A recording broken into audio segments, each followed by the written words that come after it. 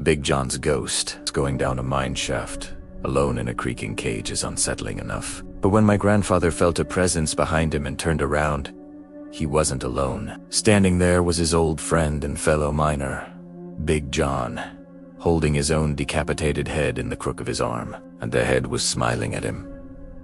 My grandfather was a miner, a trade he started as a boy in Wales. In the early days of the Grantal mine, he worked alongside a massive Russian immigrant everyone called Big John. John was a mountain of a man who loved two things: hard work and talking while he worked. The two became close friends in the dark, their voices echoing off the coal seams. Their routine was precise. John would plant the dynamite charges in the coal face. My grandfather, around a corner for safety, would hook up the plunger to detonate them. One day, as my grandfather was making the final connection, a sudden, violent boom echoed through the tunnel, followed not by the rumble of falling coal, but by a single, cut-short scream. He raced around the corner. Big Jaw lay on the ground. A stick of dynamite had detonated prematurely. The force of the blast had taken his head clean off. The loss haunted my grandfather. For weeks, he could still hear the echo of John's chatter in the tunnels. Then, one foggy morning about a month later, he was descending into the mine alone in the iron cage. The lift groaned and rattled as it sank into the earth. Halfway down, a deep chill settled into the small space. The hair on his neck stood up. He had the undeniable, primal feeling that he was not alone. He slowly turned. There, in the corner of the cage, stood Big John. His huge, familiar frame was clear, dressed in his work clothes, cradled carefully in his left arm. Like a carpenter holding a level was his own head.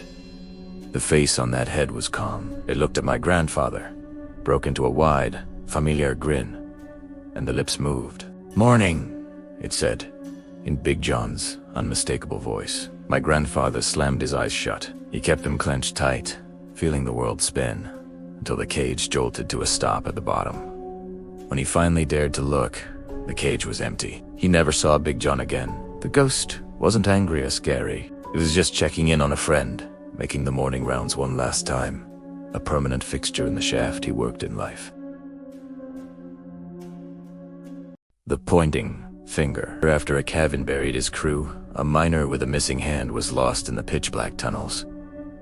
Just as he gave up hope, I saw a soft white glow up ahead. It was a human hand, severed and clean, lying against the coal wall, and its index finger was pointing down a specific tunnel. Jim Tokash was a proud joy operator, a man who ran the big coal-cutting machines.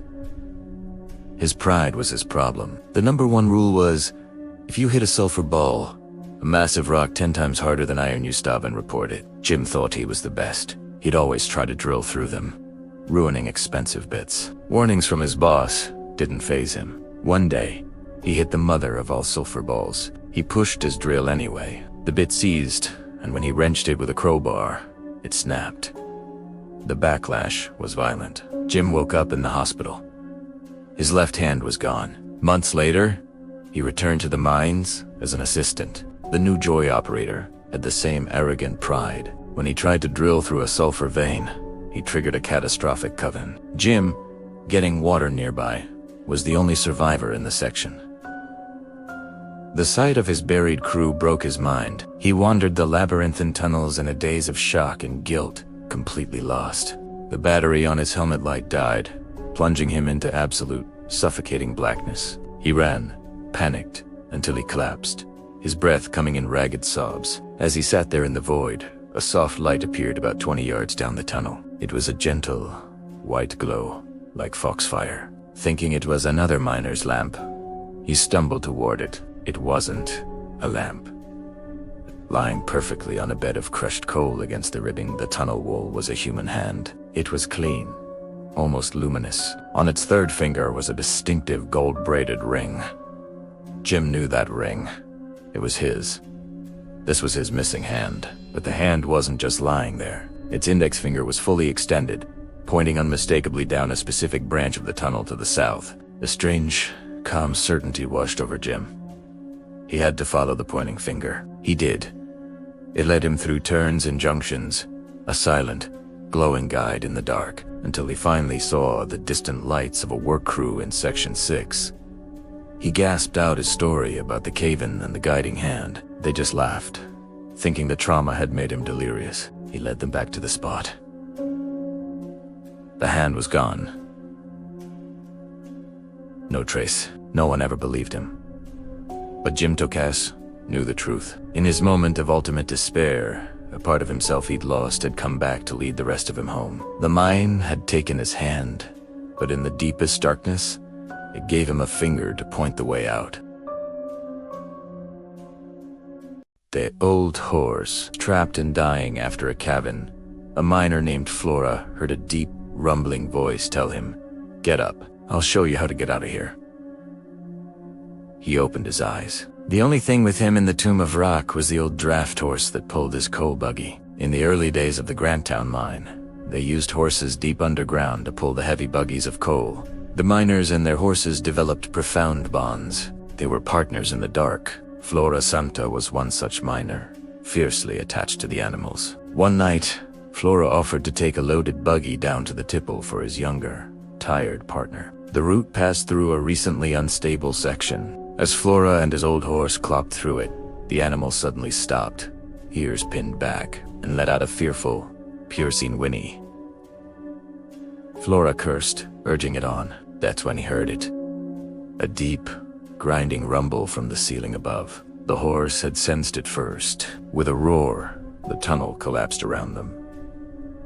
Flora came to, half buried in slate and dust. Miraculously, he was alive. So was the horse, standing shaken but whole amidst the rubble. The passage was completely blocked in both directions. Disoriented, Flora tried to find a way out, but only walked in dizzy circles back to the collapse. He realized a terrible truth.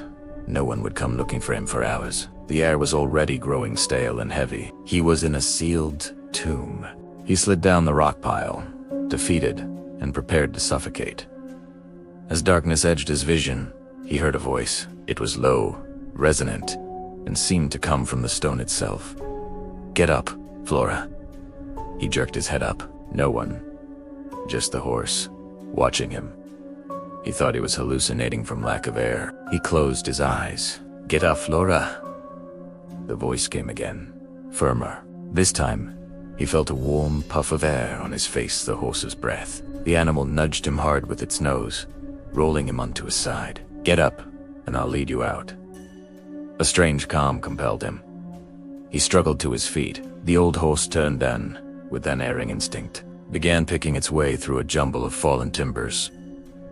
Flora hadn't noticed a narrow, unstable gap leading upward. Flora followed, crawling where the horse walked. He doesn't remember the final climb. His next clear memory was the shock of cold, fresh air on his face, and the lights of the tipple. He never told the bosses how he escaped. They'd think he was crazy. Years later, when the mines replaced all the horses with machines, Flora quit on the spot. He said no piece of machinery, no matter how advanced, would ever have the soul to lead a man out of his grave. The mine didn't just take the horses away. It retired the only guardians some men had down there. Section South Main in the Mantrip car was empty, but the driver had just picked up 2 passengers he saw clearly. Miners holding swinging red lanterns.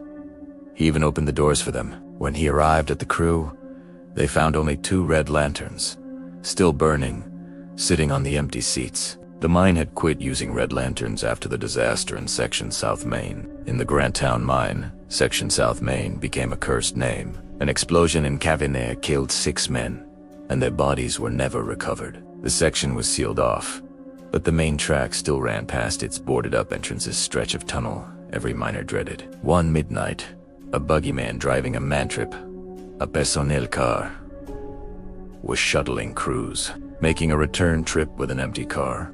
He had to pass the sealed section. As his headlamp beam swept the darkness, he saw 2 points of light up ahead. Miners standing by the tracks, each holding a red lantern, swinging them slowly back and forth, the universal signal to stop. He braked and opened the car doors. The 2 figures, dim in the gloom, climbed silently aboard. He closed the doors and continued to the next crew pickup. When he arrived and opened the doors for the waiting miners, they stared in confusion. The car was empty, except for 2 old-fashioned red miners' lanterns, placed neatly on a seat, their wicks still burning a low, steady flame. The buggy man insisted he'd picked up 2 men. The crew just shook their heads.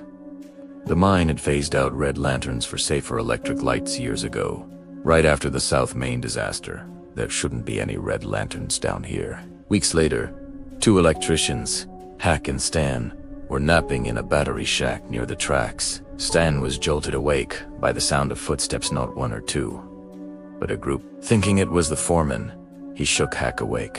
They peered out, walking past their shack in a silent, single-file procession with 6 miners. Each carried a glowing red lantern. They walked with purpose toward the sealed entrance of Section South Main. As the last figure passed, it turned its head toward the shack. In Polish, it said, "Hi, Stan." Stan turned bone-white. He knew that voice. It was his old buddy, one of the 6 men forever buried in South Main. After that, crews refused to use that track. The company eventually sealed the tunnel mouth with a 3-yard-thick wall of solid cement. But miners who work nearby still swear that on the quietest shifts, if you press your ear to the coal, you can hear the faint, muffled echoes of footsteps and the faint, desperate cry of fire in the hole. From the other side of the cement, a crew forever waiting for a blast that already consumed them. The blue flame the day after his father was vaporized in a mine explosion. A teenage boy had to go down into the same pit to support his family. Lost and terrified, he saw a mysterious blue flame floating in the darkness.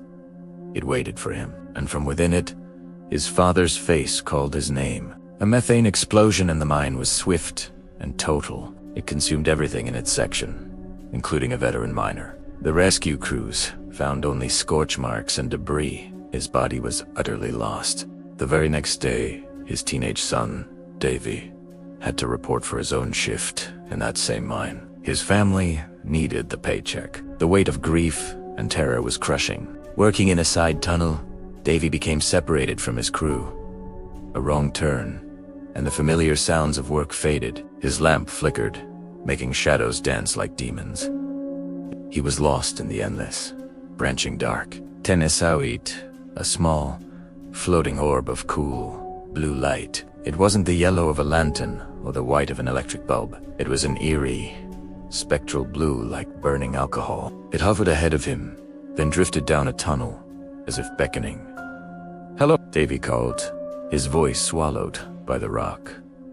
The flame paused, waiting, a deep, primal part of him knew to follow. He pursued the will-o'-the-wisp deep into abandoned workings. The air grew thin and damp. He heard the skitter of rats and the endless drip-drip of groundwater. Just as his fear was about to overcome him, a voice echoed down the stone corridor. Faint, but familiar. "Davy? Davy." It was his father's voice. He ran toward the sound, the blue flame zipping ahead. He rounded a final corner and the flame expanded, growing until, in Itzi's center, he could see the faint, shimmering image of his father's face, calm and sad. "Dad!" Davy cried, lunging forward. His foot caught on rubble and he tumbled, not into the flame, but into a hidden crevice in the tunnel floor. He landed hard, the wind knocked out of him. As his lamp's beam settled, it illuminated what was at the bottom of the shallow hole. It was his father. The body, preserved by the cool, sealed air, lay there peacefully. The explosion had blown him into this hidden niche. The blue flame flickered once above them, then winked out. Davy had been led not to safety, but to closure. His father's ghost, a restless blue flame, couldn't rest while his body was lost. He needed his son to find him, to bring him home, so they could both finally leave the darkness behind. The ghost of the Mannington mine disaster in 1968. The Farmington mine disaster claimed 78 men. In the following years, new miners in the area reported something strange. The distant sound of a mine phone ringing in long-abandoned tunnels. And sometimes, if you were alone, your own phone at the station would ring. When you picked it up, all you'd hear was static and the faint, echoing sound of men coughing. Some tragedies are so vast they change the air itself. While not in this specific collection, the shadow of West Virginia's deadliest mine disasters hangs over every story. One such was the Mannington disaster of 1968, where an explosion sealed 78 men underground. Rescue attempts lasted days, then weeks, before the mine was sealed. In the years that followed, as mining slowly resumed in nearby areas, strange reports trickled in from veteran crew leaders and greenhorn miners alike. They'd be working in a new section, deep in the earth, when they'd hear it. The faint, metallic breering of an old-style mine telephone. The sound seemed to come through the rock, from no particular direction. These phones, used for communication between sections, hadn't been used in that way for years, and never in these newly dug tunnels. More chilling were the direct calls. A miner, manning a communications station, would be alone. The dedicated phone line would ring. He'd answer, "Station 7. No one would speak, just a hollow rushing static, like wind in an empty shaft. And if you listened closely, buried in that static, you could hear it. The faint, collective sound of labored breathing, of men coughing weakly in dusty air. The calls never held a voice. No pleas for help. Just that atmospheric noise of a confined space and struggling lungs. It was as if the disaster had been so massive, so traumatic, that it left a psychic recording in the very coal seam a final desperate call for contact that forever fails to connect, echoing through the bedrock from a sealed tomb the world above tried to forget. These miners weren't haunted by a ghost, but by the ghost of a signal, a call from 1968 that's still trying to get through.